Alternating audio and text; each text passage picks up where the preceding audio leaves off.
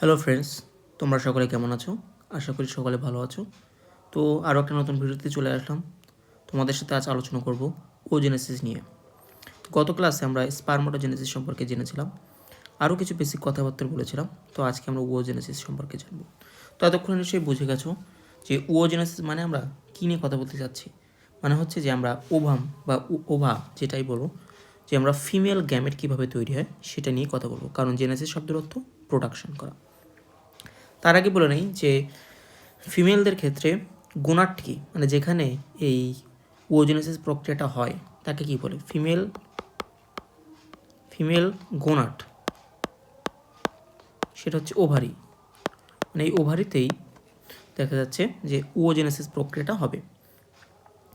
এখন আমরা জানি যে স্পারমাটোজেনেসিসের ক্ষেত্রে কীরকম লাগছিল, যে প্রাইমোডিয়াল জার্ম সেলস এটা থেকেই ডিফারেন্সিয়েট হয়েছিল স্পারমাটোজোয়াতে। ওজেনেসিসের ক্ষেত্রে ঠিক একভাবে প্রাইমোডিয়াল জার্ম সেলসগুলো লাগবে, প্রাইমোডিয়াল জার্ম সেলস। তো স্পারমাটোজেনেসিসের ক্ষেত্রে এই প্রাইমোডিয়াল জার্ম সেলসের সোর্স যেটা ছিল এখানেও ঠিক সেম। তো এটা হচ্ছে যে এন্ডোডার্ম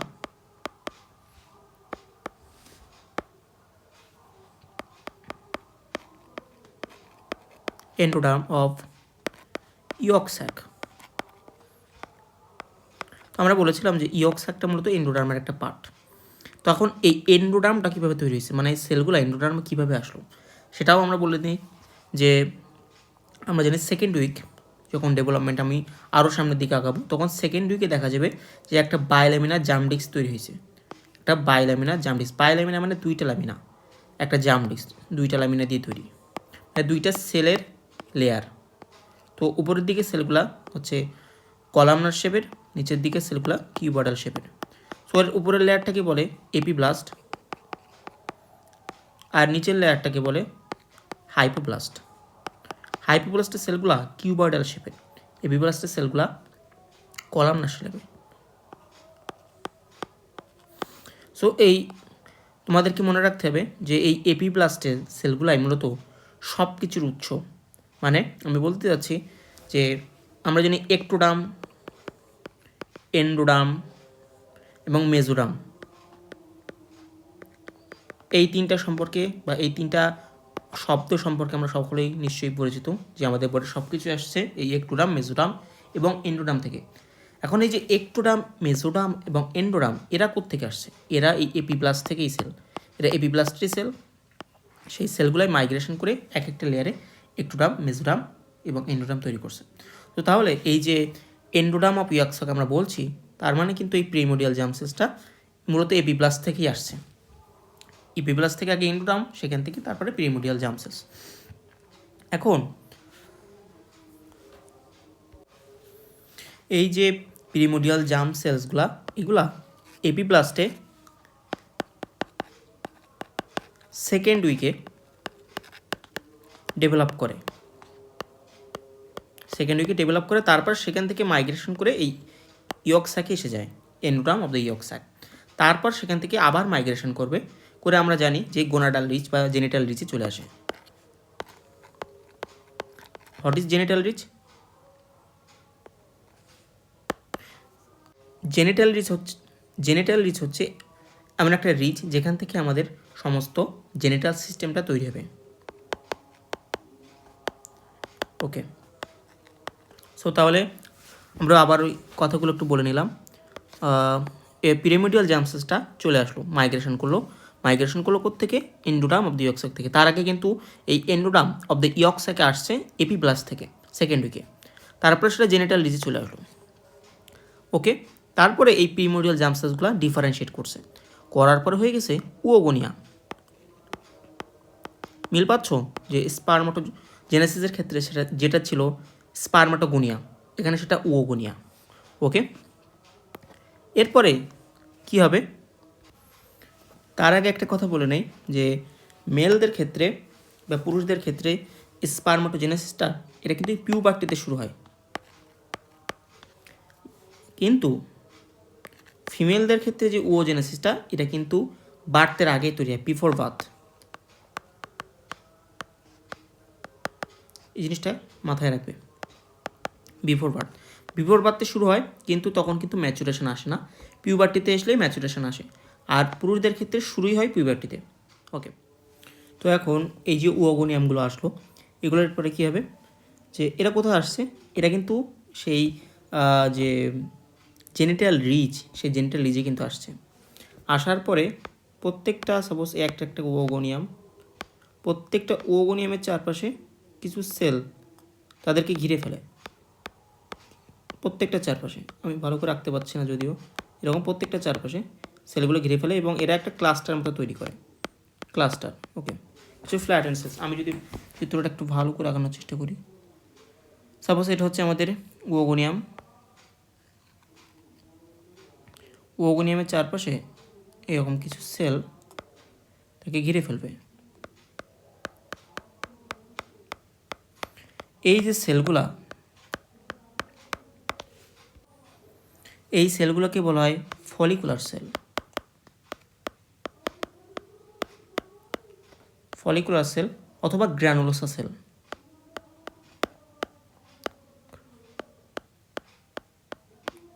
সো এই ফলিকুলার সেল বা গ্র্যানুলোসা সেল এগুলো কোত্থেকে আসলো, এইগুলো হচ্ছে জেনিটাল রিজ, জেনিটাল রিজের সারফেস এপিথেলিয়াম থেকে, বা যেটাকে সিলোমিক এপিথেলিয়ামও বলে।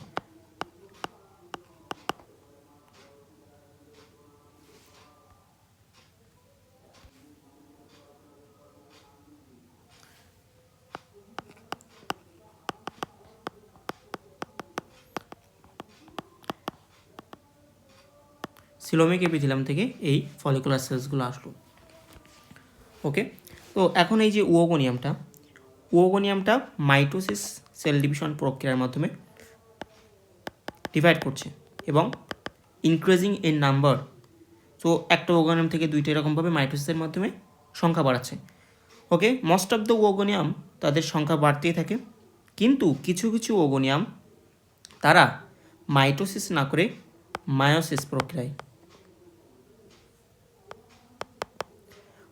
প্রক্রিয়ায় যে ধাপগুলো আছে বা প্রসেসটা তার ভিতরে ঢুকে পড়ে প্রোফেস অনে গিয়ে আটকে যায়। সো কিছু কিছু ওগোনিয়াম মায়োসিস সেল ডিভিশন প্রক্রিয়া শুরু করে এবং তারা প্রোফেস অনে গিয়ে আটকে যায়, তাদেরকে আমরা বলি প্রাইমারি ওসাইট। সো তাহলে মোস্ট অফ দ্য ওগোনিয়াম মাইটোসিসের মাধ্যমে সংখ্যা বৃদ্ধি করে, কিছু কিছু ওগোনিয়াম মায়োসিসের মাধ্যমে প্রোফেস অনে গিয়ে আটকে যায়, তাদেরকে বলছি প্রাইমারি ওসাইট। এখন এই যে প্রাইমারি ওসাইট, একটা প্রাইমারি ওসাইট, সাপোজ এর একটা প্রাইমারি ওসাইট, এর চারপাশে একটা ফ্ল্যাট এন্ড সেলের একটা লেয়ার আছে যেটাকে আমরা বললাম ফলিকুলার সেল। তো এই পুরো যে জিনিসটা এটাকে আমরা একসাথে বলছি primordial follicle. Okay, primordial follicle. So primordial follicle, এখানে ফলিকুলার সেলসগুলা এটা কিন্তু ফ্ল্যাটেন অবস্থায় থাকে, কিন্তু ফলিকুলার সেলসগুলো ফলিকুলার সেল বা গ্র্যানুলোসা সেলগুলো ফ্ল্যাটেন অবস্থায় থাকে। এখন এই অবস্থায় এগুলো কিন্তু সবই বিফোর বার্থ, হ্যাঁ, একটা বেবি বর্ন করার আগেই হচ্ছে সে বেবির দেহে। ওকে, এখন কী হবে, যে অনেকগুলো ওগোনিয়াম তৈরি হলো ডিভিশনের মাধ্যমে কিংবা প্রাইমারি ওসাইটও তৈরি হলো, তাদের মধ্যে ডেথ হওয়া শুরু করে, তারা ডিজেনারেট করা শুরু করে, মোস্ট অফ দ্য জিনিস ডেথ হওয়া শুরু করে এবং তারা অ্যাট্রিটিক হয়ে যায়। ওকে, ওগুলো নষ্ট হয়ে গেল। এখন যারা অবশিষ্ট থাকে, যে সকল প্রাইমারি ওসাইটগুলো অবশিষ্ট থাকে,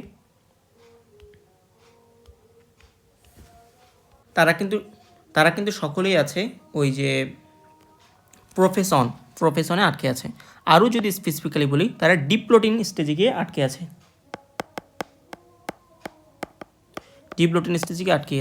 কেন আটকে গেছে? একটা বিশেষ ফ্যাক্টরের কারণে বা প্রোটিনের কারণে, সেটাকে বলা হয় ওসাইট ম্যাচুরেশন ইনহিবিশন বলে সেটাকে।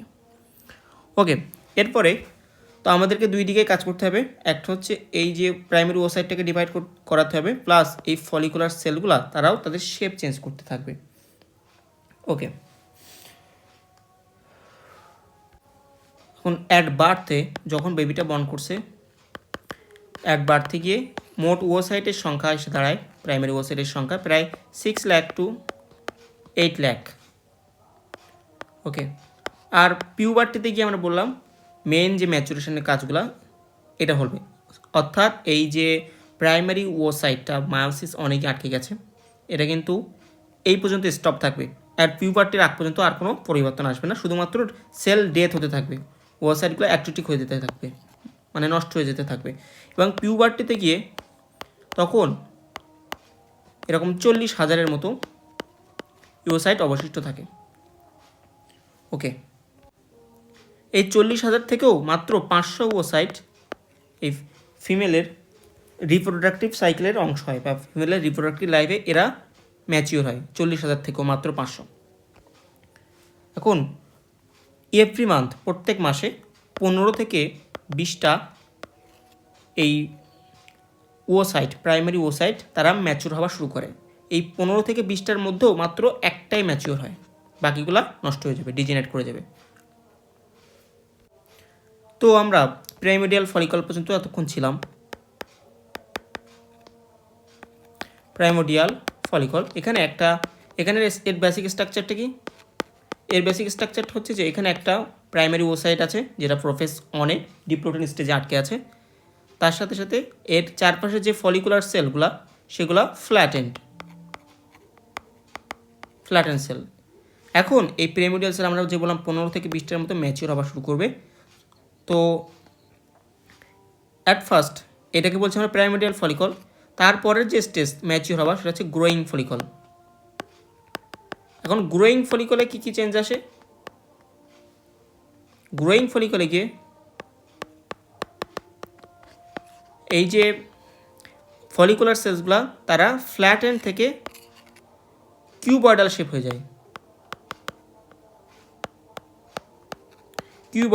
যায়, এবং এখানে কিন্তু সিঙ্গেল লেয়ার সেল ছিল, এখানেও সিঙ্গেল লেয়ার সেলই আছে এখনো পর্যন্ত, কিউবয়েডাল শেপের সিঙ্গেল লেয়ার সেল।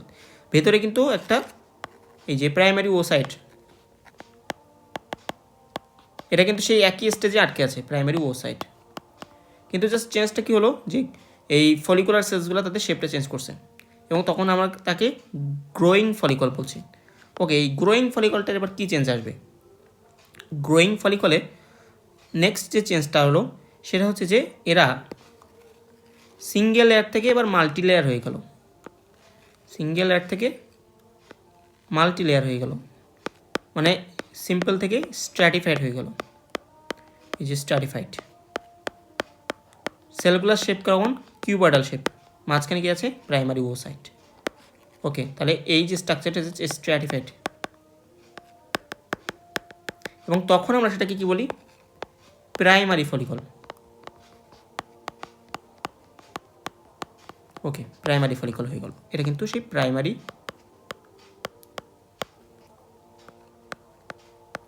ওসাইট। ওকে, তারপরে যে চেঞ্জটা আসবে সেটা হচ্ছে যে এই যে সেলগুলা ফলিকুলার সেলসগুলার মাঝখানে ফ্লুইড ফিল স্পেস অ্যাপিয়ার করে, তরলযুক্ত স্পেস, ফ্লুইড ফিল স্পেস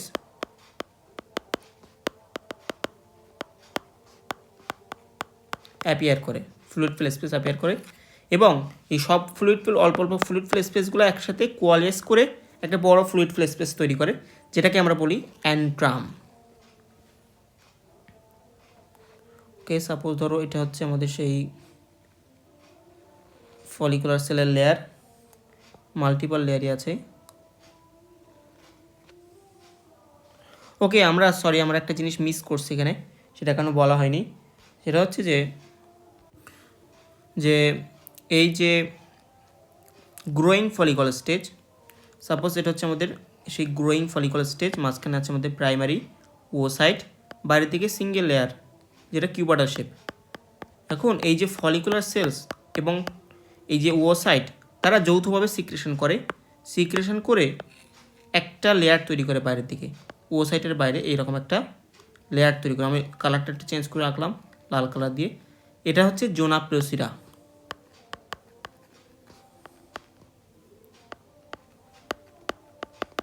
জোনা পেলোসিটা, সেটা কিন্তু তাহলে ওসাইডের সিক্রেশন প্লাস ফলিকুলার সেলের দুইজনের সিক্রেশন থেকেই তৈরি হলো। ওকে, প্লাস তার সাথে সাথেই যেহেতু এই যে ফলিকুলার সেলসগুলো one kind of epithelial cell, so অবশ্যই তারা কিন্তু একটা বেসমেন্ট মেমব্রেনের উপরে আছে, একটা বেসমেন্ট মেমব্রেনের উপরে তারা আছে, এবং তার বাইরে কিন্তু কানেকটিভ টিস্যু আছে, অবশ্যই বাইরে কানেকটিভ টিস্যু আছে, কারণ এপিথেলিয়াল সেল তারা নিউট্রিশন কোত্থেকে পাবে, তাদের তো নিজস্ব কোনো ব্লাড সাপ্লাই নেই, তারা connective tissue, underlying connective tissue থেকেই ব্লাড সাপ্লাই পায়, নিউট্রিশনটা পায় ডিফিউশনের মাধ্যমে। সো তার বাইরের দিকেই কিন্তু কানেকটিভ টিস্যু আছে, এবং এই বাইরের দিকের যে কানেকটিভ টিস্যু লেয়ার, যেটাকে আমরা বলছি ওভারিয়ান কানেকটিভ টিস্যু, সেই ওভারিয়ান কানেকটিভ টিস্যুটা ডিফারেন্সিয়েট করে দুইটা লেয়ারে ডিফারেন্সিয়েট করে, সেই দুইটা লেয়ার সাপোজ এটা দুইটা লেয়ারে ডিফারেন্সিয়েট করে।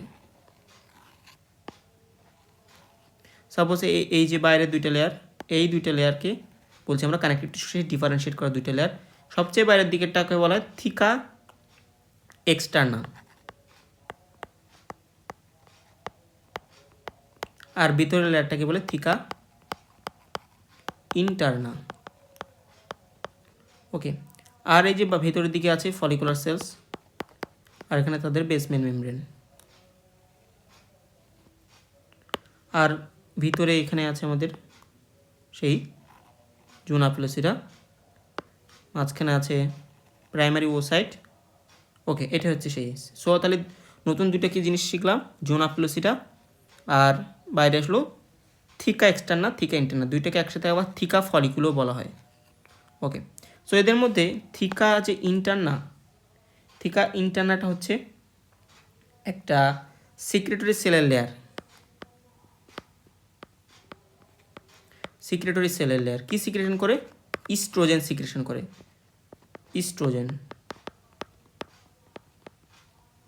আর যে থিকা এক্সটার্নাটা হচ্ছে একটা ফাইব্রাস ক্যাপসুলার লেয়ার, এটাতে ভাস্কুলার লেয়ার, এটাতে ব্লাড ভেসেলস থাকে, ভাস্কুলার ক্যাপসুলার লেয়ার। ওকে, থিকা এক্সটার্না। চলো এবার আমরা প্রাইমারি ফলিকল হয়ে গেছে, এবার আমরা সেকেন্ডারি ফলিকলের দিকে যাব। সো আমি বলছিলাম যে একটা ফ্লুইড ফিল স্পেস অ্যাপিয়ার করে, সাপোজ এইটা হচ্ছে আমাদের জোনা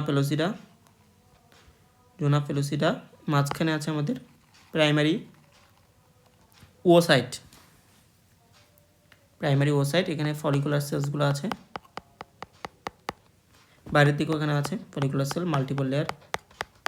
আর ওই যে ফ্লুইড ফিল স্পেসগুলো একসাথে কোয়ালিয়েস করে তৈরি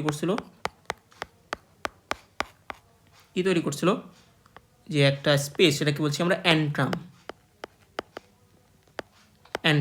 এই স্পেসটাকে অ্যান্ট্রাম বলা হয়। সো এখানে ফ্লুইড আছে। সো এই কারণে এই যে সেকেন্ডারি ফলিকল, এটাকে অ্যান্ট্রাম ফলিকলও বলা হয়। আর এই অবস্থায় দেখতে পাচ্ছ একটা স্পেশাল জিনিস, যে ও সাইডটা কিন্তু চারদিক থেকেই, এই যে ও সাইডটা, এটার চারপাশে কিন্তু এই যে সেলগুলো আছে, এগুলো কিন্তু সেই ফলিকুলার সেলই।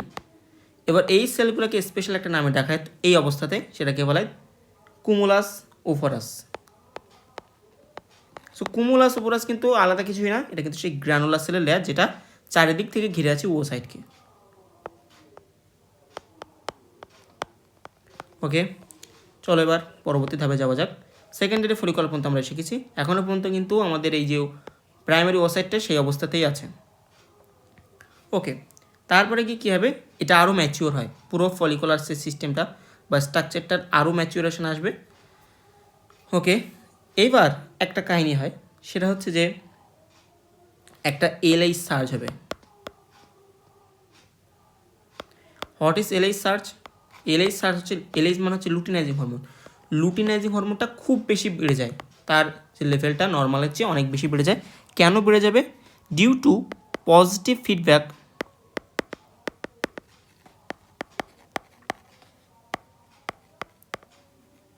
Of oestrogen. ইস্ট্রোজেনের পজিটিভ ফিডব্যাকের কারণে এই এলএইচ সার্চটা হবে, খুব বেশি পরিমাণ এলএইচ বেড়ে যাবে। এই অত্যাধিক এলএইচের কারণে কী হয় যে এই যে প্রাইমারি ওসাইটটা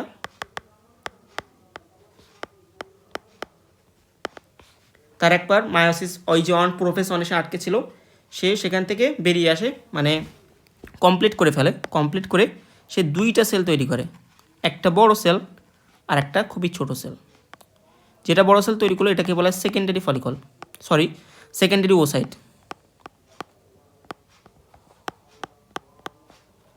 আর যে ছোট সেলটা তৈরি করলো সেটাকে কি বলা হয়? ফার্স্ট পোলার বডি।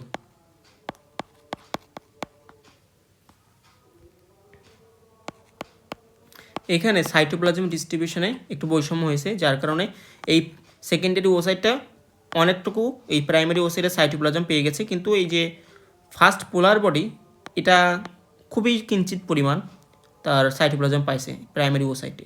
সো এই কারণে সে ছোটো এবং এটা পরবর্তী ডিজেনারেট করে যায়। সেকেন্ডারি ওসাইটটাকেই আমাদের ফোকাসে রাখতে হবে। তো এখন প্রাইমারি ওসাইটে 2N ক্রোমোজোম ছিল ডিপ্লয়েড, কিন্তু যেহেতু মায়োসিস অন এটা, সো এখানে কিন্তু সেকেন্ডারি ওসাইটে কিন্তু গিয়ে শুধু N বা হ্যাপ্লয়েড হয়ে গেছে। ওকে, নাও এই অবস্থায় আমরা আমাদের যে ফলিকলটা সেটাকে বলি গ্রাফিয়ান ফলিকল বা ম্যাচিওর ফলিকলও বলা হয়। সাপোজ আমি পুরো লেয়ারগুলো রাখতে যাচ্ছি না, এখানে আমাদের সেই অ্যান্ট্রামটা আছে মাঝখানে, সাপোজ এটা সেই অ্যান্ট্রাম, এখানে ফ্লুইড আছে, এই বাইরের দিকে সাপোজ সেই থিকার লেয়ারগুলা বাইরের দিকে আছে, ভিতরে যে ফলিকুলার সেলের লেয়ার, ফলিকুলার সেল, আর আমাদের যে ভিতরে এখানে এখন আছে সেকেন্ডারি ওসাইট।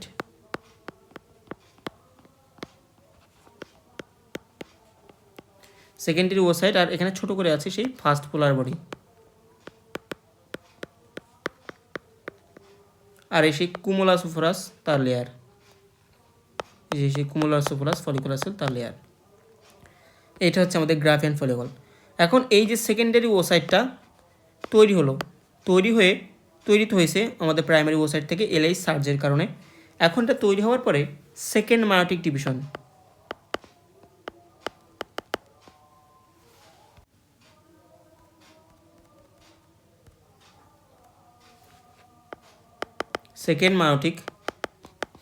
ডিভিশনে প্রবেশ করে এবং সেটা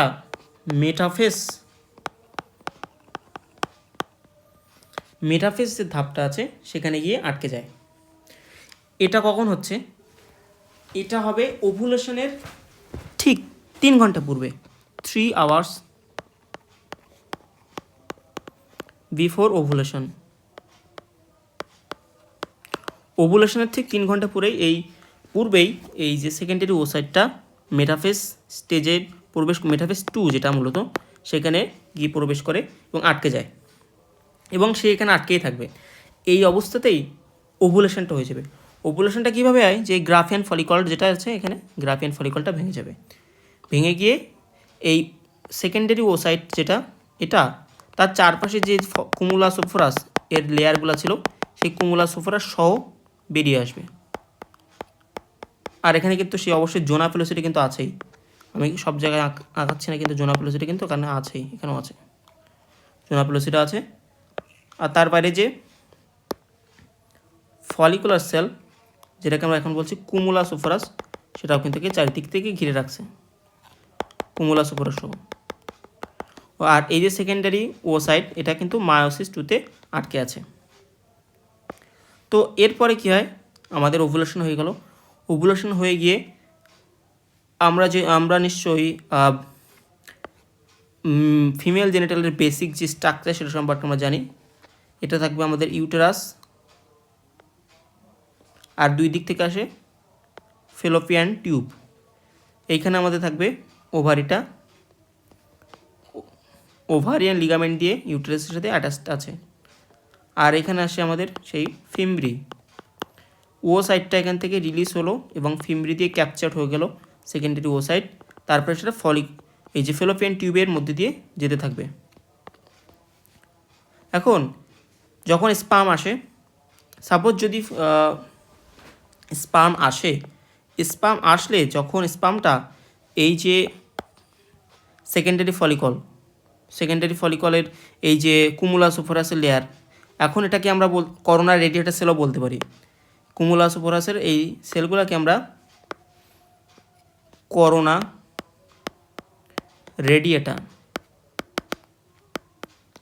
রেডিয়েটারও বলতে পারি।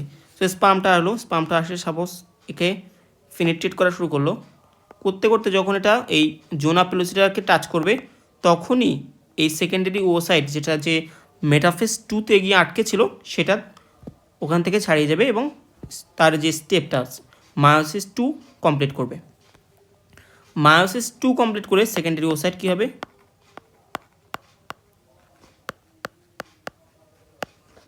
এটা আরও 2টা সেল তৈরি করবে। একটা হচ্ছে সেকেন্ড পোলার বডি,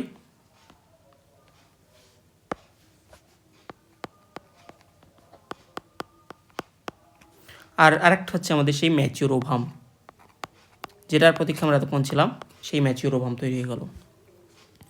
এটা কখন হবে, যখন স্পার্ম আসবে, অর্থাৎ ফার্টিলাইজেশন যখন হবে, তখনই কেবলমাত্র সেকেন্ডারি ওসাইট তার যে মেটাফেজ 2-তে আটকে ছিল সেই স্টেপগুলো কমপ্লিট করবে। ওকে, না হলে কিন্তু এটা সেই সেকেন্ডারি ওসাইট অবস্থাতেই রয়ে যাবে। ওকে, একটা ওভাম তৈরি বা একটা যে সেকেন্ডারি ওসাইট সমেত একটা ফলিকল চলে আসলো, এইটা কিন্তু ফিমেল রিপ্রোডাক্টিভ ট্র্যাক্টের ভিতরে 24 আওয়ার্সের মতো অ্যাক্টিভ থাকে, তারপরে গিয়ে এটা ডিজেনারেট করে যায়। ওকে, আর একটা কথা বলে নেই, এই যে আমাদের ওভুলেশনটা হওয়ার পরে এই যে পুরো বাকি স্ট্রাকচারগুলা, যে এখান থেকে শুধু তো ও সাইডটা বেরিয়েছে, ও সাইডটা কুমুলাস ওফোরাসের লেয়ার নিয়ে বেরিয়েছে, বাকি যে পুরো স্ট্রাকচারটা ছিল, এই স্ট্রাকচারটা কী হয়, এটা কিন্তু একটা স্পেশাল আরেকটা স্ট্রাকচার কনভার্ট হয়ে যায়, সেটাকে বলা হয় কর্পাস লুটিয়াম